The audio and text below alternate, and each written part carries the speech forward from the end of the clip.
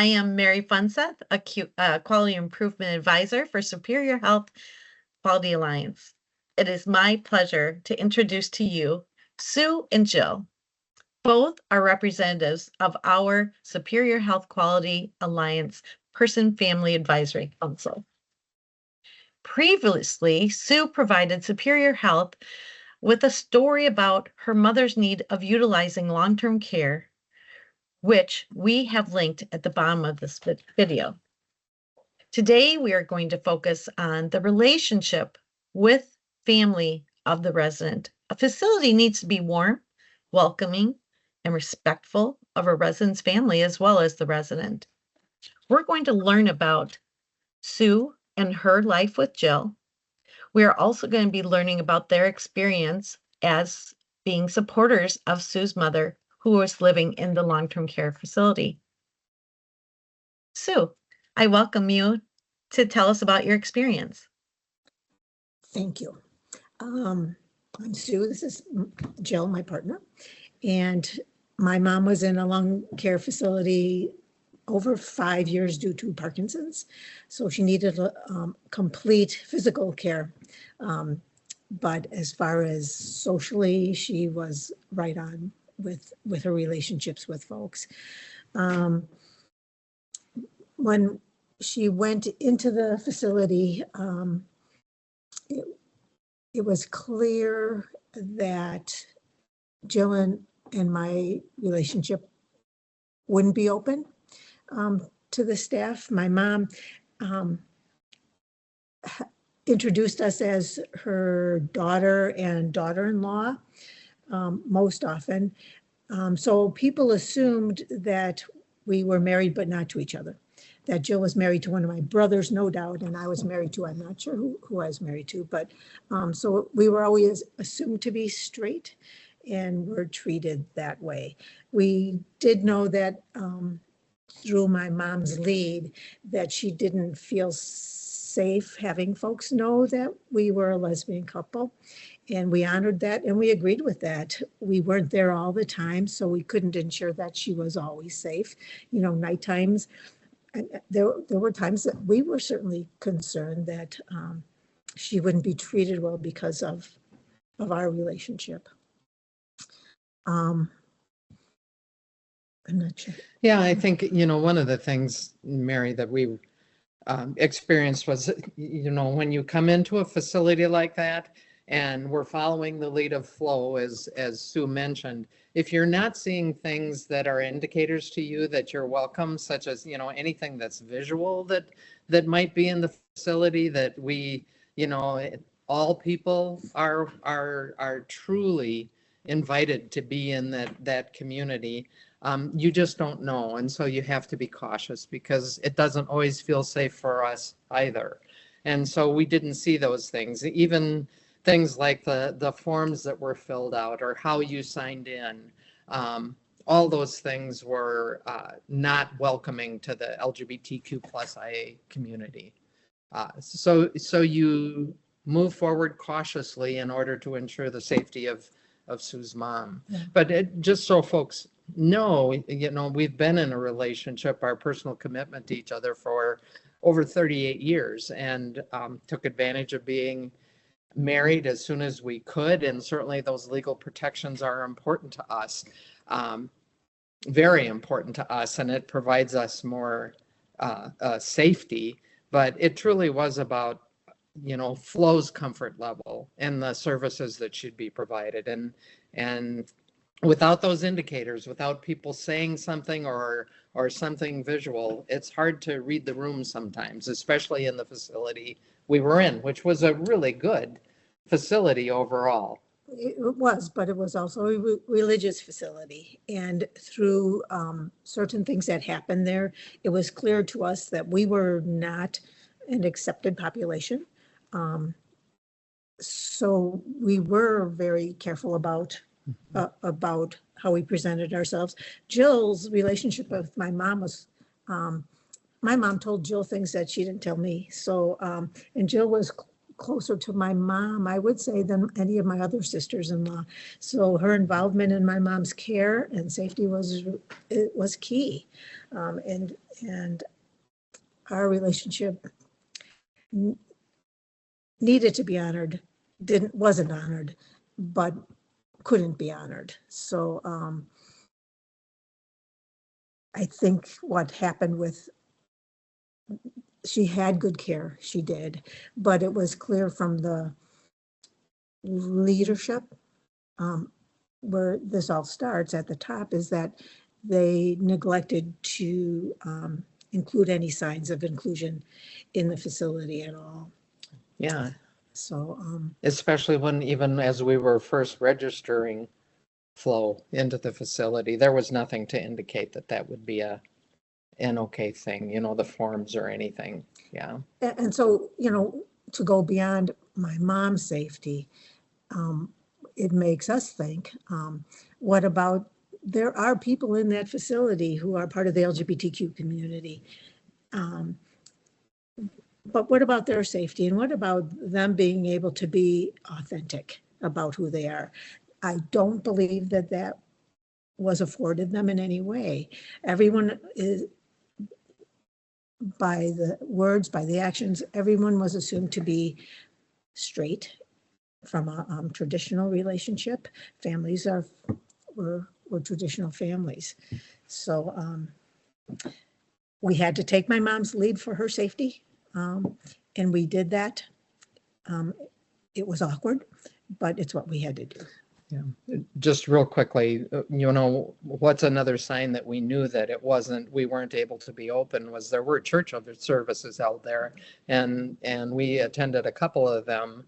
Well, we attended several of them with Flo, but a couple of them were very specific on anti-LGBTQ plus people, and that we were not going to have a welcoming afterlife. And Yeah.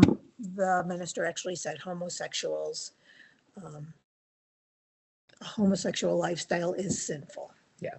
So yeah, it was clear to us that was That's it. what the facility felt. Mhm.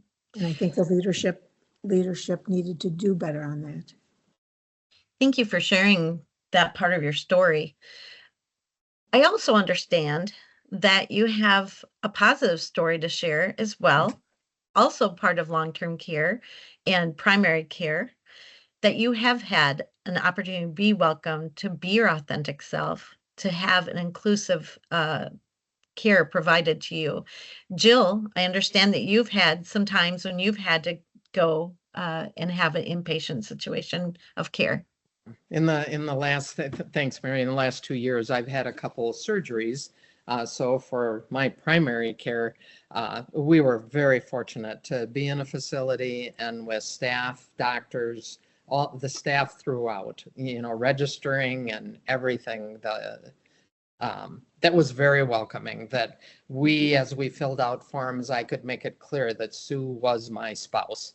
And Sue was included in any of the preparatory meetings for surgery, and during surgery and following surgery. They kept Sue informed. There wasn't any question that she was my primary person and that she was my spouse. And people treated us with such respect. And there were indicators everywhere that we were welcomed. And that makes a huge difference. The verbal welcoming, the visual welcoming, the forms, the leadership, it was excellent. They even had, all the staff had their pronouns on their tags, which, most people won't notice that, but those of us in the community notice that. That's key for us. We're always looking for something that helps us to know that we will be safe, that we will be accepted, that our relationship will be honored. And so it may not seem like a big thing, but all those things are really important, for us. It allows people, even I had a situation where one of the staff actually then talked to me a little bit about their own daughter. And so that opens up relationships so much more because we can have an open discussion about our family, our entire family, and those staff, or whether it's other residents or patients or whatever, can be completely open also. Everybody can be out, not just us, but everybody. So The two experiences definitely align because of the care. However, they definitely contrast in the spirit of being welcoming and allowing you as patient advocates, as well as being a patient, to be your authentic selves. So if you could give staff, leadership, some examples and some just recommendations, what would be your top recommendations to help people get started? I think for leadership, they need to check their own biases and not assume we have just one type of family.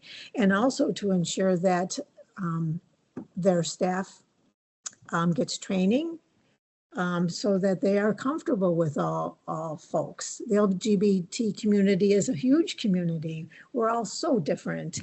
And you can only gain understanding and acceptance by education. And so I think that's one of the most important things that needs to be done. Leadership needs to go through education, and so does the staff as well. I think that's one. It has to start at the top. It has to, and hit all those other administrators all the way down. yeah, I think, just back to Flo's situation, the person that we found least welcoming to us was the head of nursing, and which made a huge difference for us. And so leadership has to make sure that every level of management and all the staff are checking their biases also. I think one of the other things I would think of would be visuals that are available, like Sue mentioned. When you see a pin, or you see a lanyard, or you see a cling in a door window that is welcoming to our community, that makes a huge difference. It immediately allows us to take that concern off the table when we're dealing with our own health issues or our family's health issues. So because we need to know that when the time comes for us, that there is a place for us as well in these facilities, and we don't feel that right now. What about like the pronouns, people using their pronouns? As people introduce themselves to, that takes nothing. It doesn't have to even be anywhere, but to introduce yourself with your pronouns is one of those little signals that all of us from the LGBTQ community are looking for. Right away, that tells us that you're a safe person for us to share information with, and that you're a safe person for our family to be around. And not to assume that everybody's straight. There are so many different families.